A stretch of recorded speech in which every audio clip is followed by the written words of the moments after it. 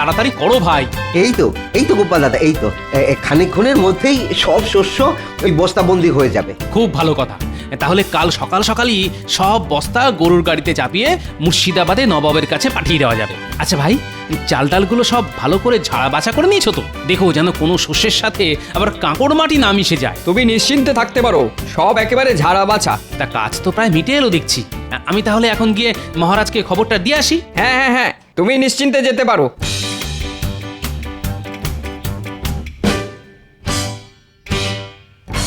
কিরে, কাজ শেষ? আর ঘন্টাখানেকের মধ্যেই হয়ে যাবে। শোন, কিছু বস্তায় শস্যের সাথে কাঁকড় মাটি নুড়ি ভেজাল মিশিয়ে দে। ভেজাল? ভেজাল মেশাবো কেন? তাতে কিছু শস্য বেঁচে যাবে, আর বেঁচে যাওয়া শস্যগুলো আমার বাড়িতে পাঠিয়ে দিবি।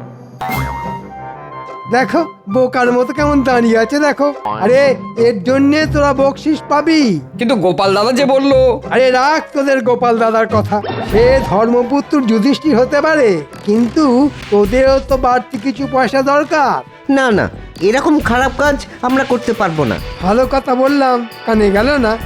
তোরা সকলে দেখছি খুব গোপাল দাদার ভক্ত হয়ে উঠেছিস। তাহলে মোট বাড়তি রোজগারের সুযোগকেও যখন হাতছাড়া করলি, তখন ওই বাঁধা মজুরিতেই খেটে মর যত সব।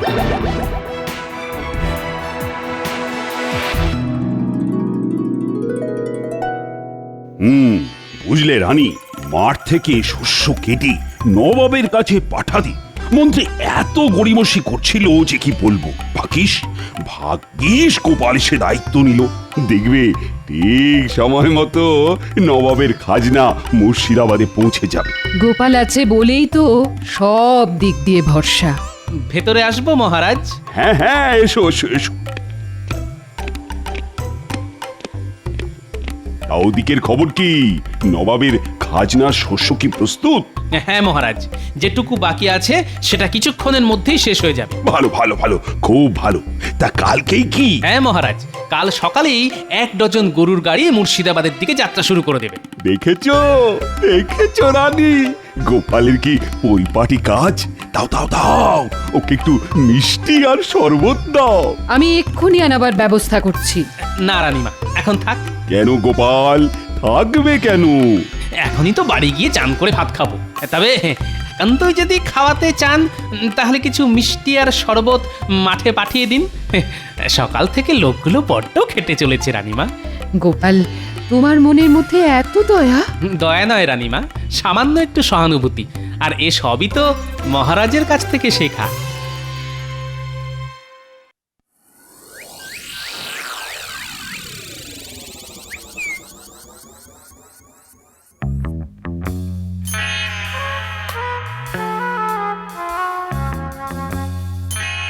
ভেবেছিলাম বস্তায় ভেজাল মিশিয়ে দিয়ে কিছু বাড়তি রোজগার করব, কিন্তু ওই পেট মোটাটার জন্যে আমার সে বাড়া ভাতে ছাই পড়ে গেল।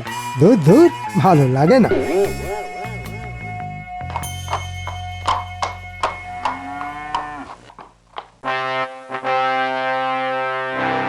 বল কি উজির, খাজনা এসে গেছে? হ্যাঁ হ্যাঁ হ্যাঁ হুজুর, এই ফাঁকে নিজের ঢাক নিজেই একটু বাজিয়ে নি। আসবেন না কেন হুজুর? আসলে খাম্বাজ রাজ আর কৃষ্ণচন্দ্রকে এমন ভয় দেখিয়েছিলাম না। ভয় দেখিয়েছিলে? দারুণ ভয় দেখিয়েছিলাম। স্পষ্ট ভাষায় জানিয়ে দিয়েছিলাম যে নির্দিষ্ট সময়ের মধ্যে খাজনা না এসে পৌঁছলে মোটা রকমের জরিমানা করা হবে। বাবা বাবা বাবা বাবা, বহুত খুব বহুত খুব বহুত খুব।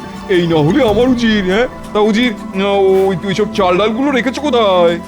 আমাদের সব থেকে বড় ভাড়ারে।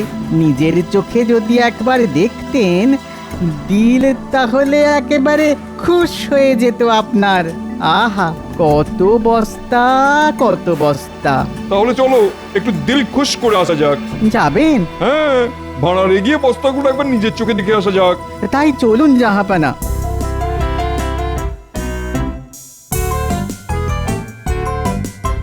কি হে ভাড়ার রক্ষক, গেলে কোথায়? আরে আরে, কি সৌভাগ্য আমার! স্বয়ং স্বয়ং নবাব বাহাদুর এসেছেন। ভেতরে নিয়ে চলো তো দেখি। আসুন আসুন জাহাপনা।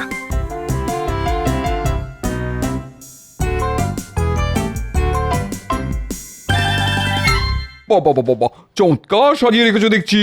সে তো রেখেছি, কিন্তু কিন্তু একটু গোলমাল ধরা পড়েছে হুজুর। গোলমাল?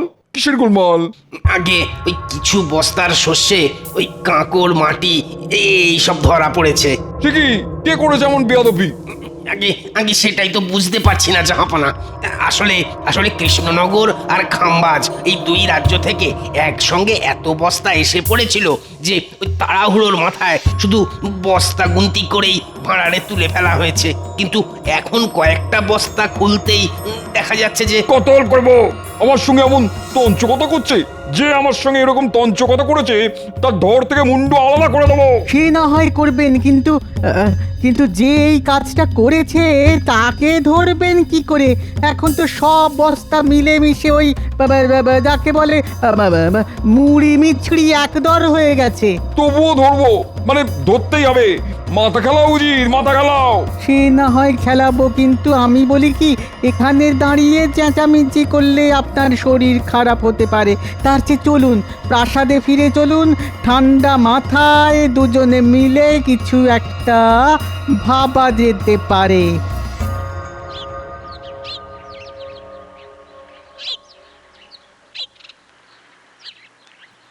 কি গোপাল, বাজার হয়ে গেল? আগে হ্যাঁ, হাতের থলিটা তো দেখছি বড্ড ছোট, তা কি কিনলে? ওই তো কটা আলু, একটা পুঁচকে বেগুন, সামান্য লাউ শাক আর কুচো মাছ। আমার কিন্তু এত কমে আবার হয় না। আমার রোজ গোটা মাছ চাই, টাটকা আনাজপাতি চাই। আসলে আমি তো আর তুমি নই। হ্যাঁ সে তো জানি, আর সেই জন্যই তো ওই বাঁ হাতের বাড়তি রোজগারের জন্য সারাক্ষণ ছোক ছোক করেন।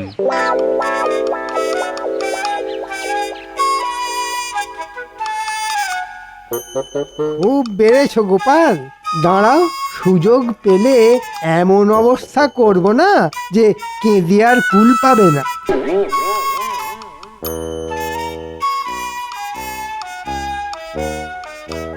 কি হলো উজির, মাথা থেকে কিছু বের হলো?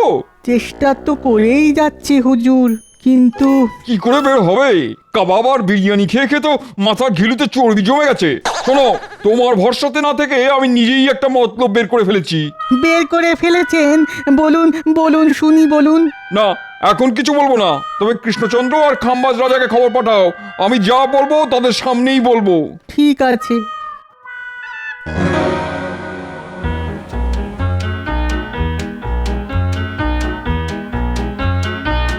এই যে বুড়ো, একটু যাও তো। এই দুপুরবেলা কোথায় যাব প্রাণেশ্বরী? এই রাজবাড়িতে গিয়ে কুঁচো মাছের লাউ শাক চচ্চড়ি দিয়ে এসো। মহারাজ খেয়ে বলবেন কেমন রেঁধেছি আমি, অমৃত না গড়ল। দাও তাহলে, দিয়ে আসি।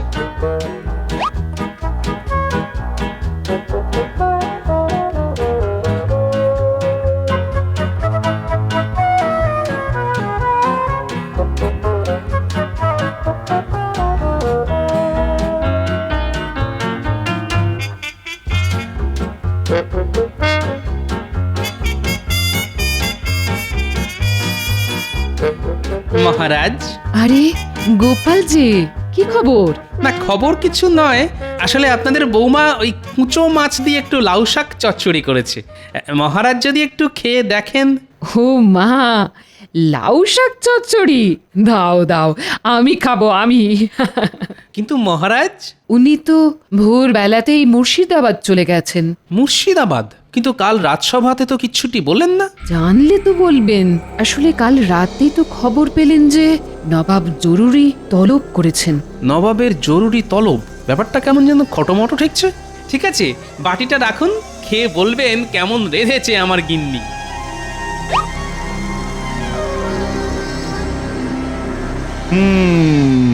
তোমরা দুজনেই নির্দিষ্ট সময়ের মধ্যে খাজনা বাবদ অনেক ধান চাল পাঠিয়েছো, এর জন্য আমি খুব খুশি। আগে আপনাকে খুশি করাই তো আমার কর্তব্য।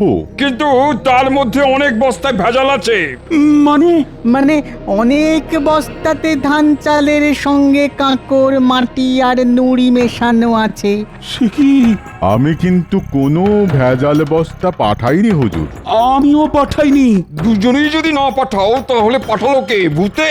বলুন বলুন বলুন, কে পাঠালো বলুন? ভূতে? সেটা কি করে বলি বলুন তো? এখন সব বস্তা মিলেমিশে গেছে, তাই আসল অপরাধী যে কে সেটা বোঝা যাচ্ছে না। তবে আপনাদের মধ্যে একজন তো পাঠিয়েছেই। তোমরা যদি নিজেদের দোষ স্বীকার করে নাও তাহলে শাস্তি কমে যাবে, আর অস্বীকার করলে কি যে হবে সেটা তোমরা কল্পনাও করতে পারছো না। জানতাম তোমরা নিজের মুখে কেউ দোষ স্বীকার করবে না, তাই আমি এক গুণিনের কাছে গিয়েছিলাম। তিনি আমাকে 2খানা গাছের বীজ দিয়েছেন, আর সেই বীজ এখন আমি তোমাদের দেবো। গাছের বীজ নিয়ে কি করব জাহাপানা? তবে পুঁতবে। গুণিন বলেছেন যার মনের মধ্যে পাপ আছে, মানে যে বস্তায় কাকড় মিশিয়েছে, এই বীজ থেকে কখনোই গাছ বের করতে পারবে না। আর যে নির্দোষ, একমাত্র তার বীজ থেকেই গাছ বের হবে। উজির, আদেশ করুন জাহাপানা। ওদের একটা করে বীজ দিয়ে নিজেদের রাজ্যে পাঠিয়ে দাও। আমি এক্ষুনি দুজনের হাতে 2টো বীজ ধরিয়ে দিয়ে যাবার রাস্তাটা দেখিয়ে দিচ্ছি। আর ওদের বলে দিও ঠিক 1 মাস বাদে টপ শুদ্ধ গাছ এনে আমায় দেখাতে হবে। গাছ দেখাতে পারলে বেঁচে গেল, আর না দেখালে মৃত্যু।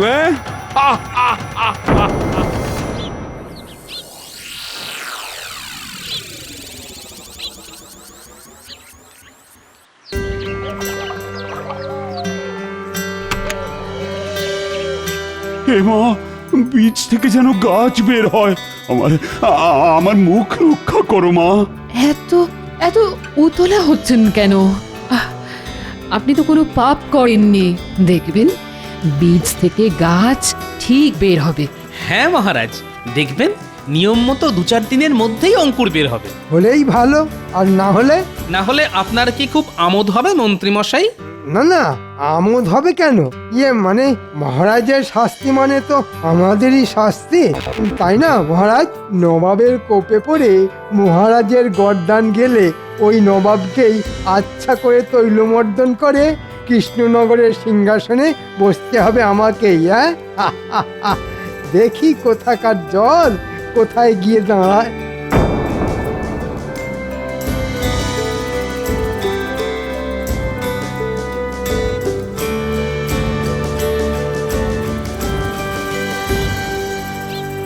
মহারাজ, আমাদের ডেকেছেন?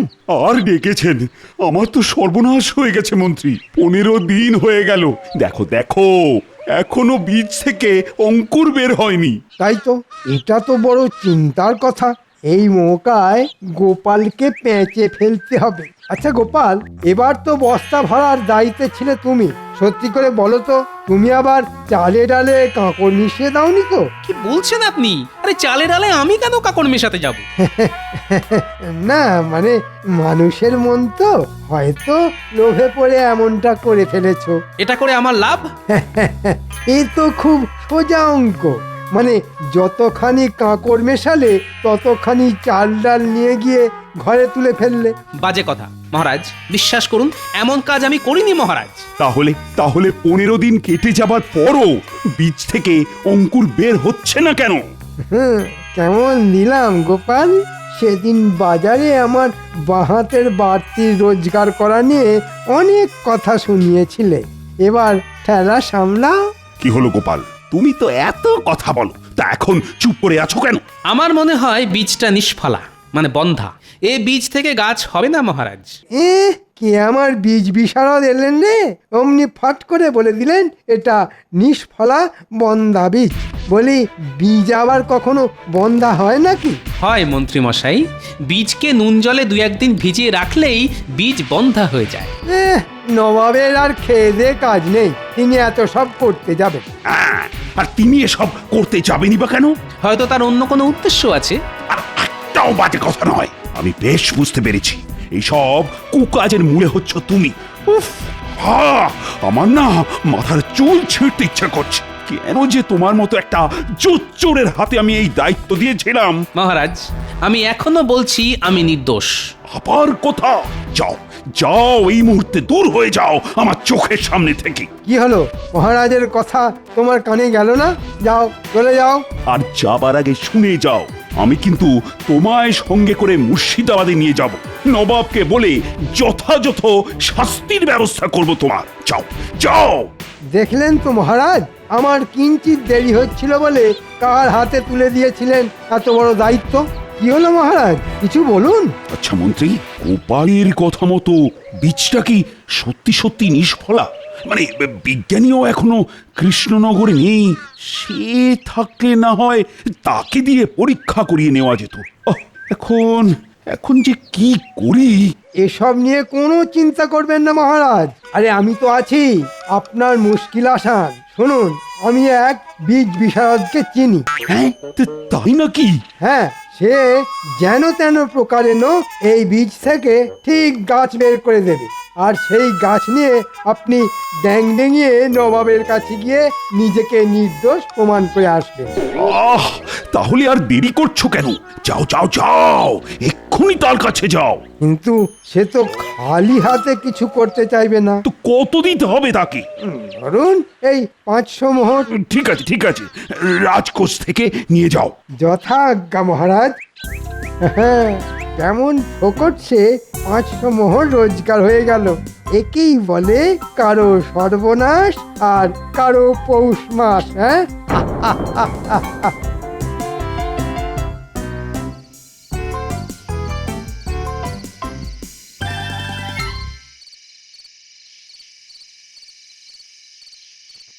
ভেতরে আসবো রানীমা? হ্যাঁ হ্যাঁ, এসো। আচ্ছা গোপাল, এসব কি শুনছি? তুমি নাকি? বিশ্বাস করুন রানীমা, আমি নির্দোষ। ওই মন্ত্রীর কথা শুনে সেটা আমিও বুঝতে পেরেছি, কিন্তু উপায়? আমি মহারাজকেও বলেছি, এখন আপনাকেও বলছি, নবাব কোনো বন্ধা বীজ দিয়ে মহারাজের সততা পরীক্ষা করতে চাইছেন। ওদিকে মন্ত্রী তো মহারাজের কাছ থেকে 500 মোহর নিয়ে একটা গাছ নিয়ে এসেছে। সেটা একবার দেখতে পারি? এসো আমার সঙ্গে। কি, এ তো লাউ গাছ। কিন্তু নবাব যেটা দিয়েছিলেন সেটা তো যতদূর মনে হয়েছিল তেঁতুল গাছের বীজ। তাই তো রানীমা, আমি হলফ করে বলতে পারি এ গাছ নিয়ে গেলে মহারাজ কিন্তু ধনে প্রাণে মারা যাবেন। তাহলে কি করব এখন? মহারাজের যাবার দিন যেমন করেই হোক টপ থেকে এই গাছটা উপড়ে ফেলে দেবেন। আমি এখন যাই রানীমা, যে কোনো মুহূর্তে মহারাজ আবার এসে পড়তে পারেন।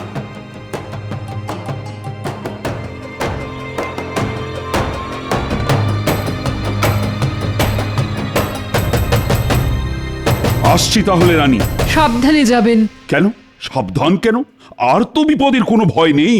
গোপাল আমার সাথে শত্রুতা করলেও মন্ত্রী তো আসল কাজটা করেই দিয়েছে।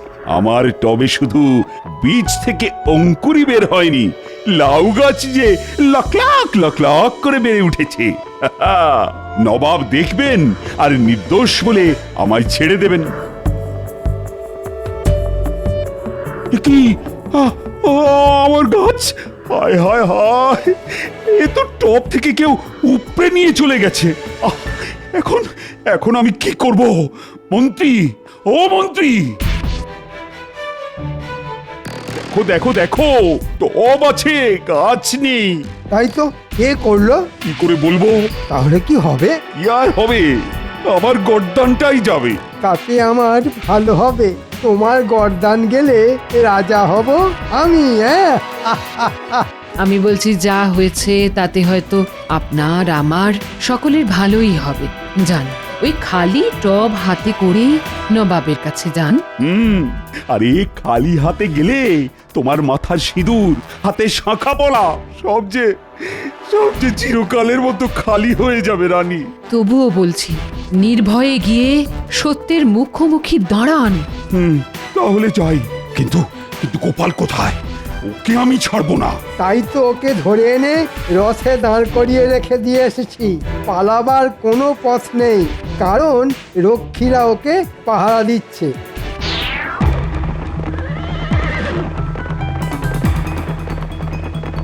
গোপাল, আজই মনে হচ্ছে তোমার শেষ দিন, কারণ আমার ঘাড়ে দোষ এসে পড়লে আমি কিন্তু সব দোষ তোমার ঘাড়ে চাপিয়ে দেব। যথাজ্ঞা মহারাজ। তবে একটা কথা, যা ঘটেছে সেটাই বলবেন, কারণ চিরকাল সত্যেরই জয় হয় মহারাজ। এই তুমি থামাতা।